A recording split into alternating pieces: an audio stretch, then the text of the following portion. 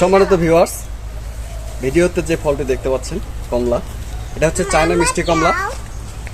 এটা গাছ ভর্তি ফলন ছিল, ফল কিন্তু এর আগে হারভেস্ট করা হয়েছে। তারপরেও দেখেন এটা কিন্তু বাংলাদেশের মাটিতে ফলন। আমি কিন্তু বাংলাদেশি। অনেকে আবার ভাবেন যে এডিট করা কিনা, যার জন্য একটা ভিডিও দেওয়া। আরেকটা বিষয় আপনাদের সঙ্গে শেয়ার করি, এই গাছটা কিন্তু আমার নিজের না, এটা আমার খুব পরিচিত এক বড় ভাইয়ের বাগানের ছবি। অনেকেই জানতে চান আপনার নিজের গাছ কিনা, তো এটা আজকে ক্লিয়ার করলাম। দেখেন কি অসাধারণ ফলন। তো একটা ফল আজকে দেখাবো, শুধু ছবি দেখালেই হবে না, সামনে থেকে একটা ফল দেখাচ্ছি। আজকে হচ্ছে ডিসেম্বরের 18 তারিখ। দেখাই ভেতরের জুসটা একটু দেখাই, দেখতে পাচ্ছেন কি দারুণ কালার। তো একটু দেখাই জুসটা, দেখা যাচ্ছে কি না। বাংলাদেশের মাটিতে কিন্তু ফলন হয় কমলা, এটা হচ্ছে চায়না মিষ্টি কমলা।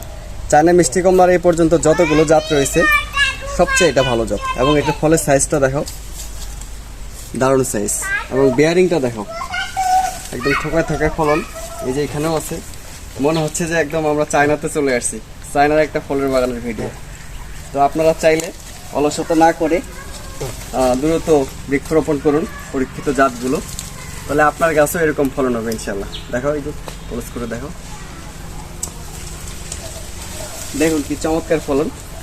ওরে কাটা লাগলো না কি, থোকায় থোকায় ফলন, গাছ ভর্তি ফলন। আরো ফলন ছিল। এই জাতটা আসলেই ভালো, এটা চায়না মিষ্টি কমলা জাতের নাম।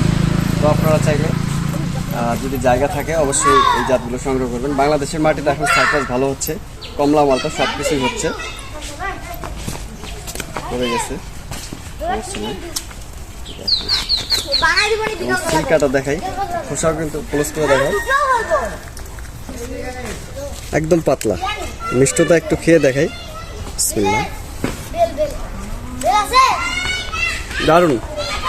15-র উপরে আসবে।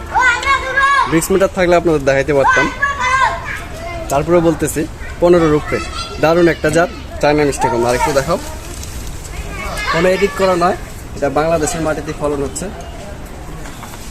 ঠিক আছে, সবাই ভালো থাকবেন।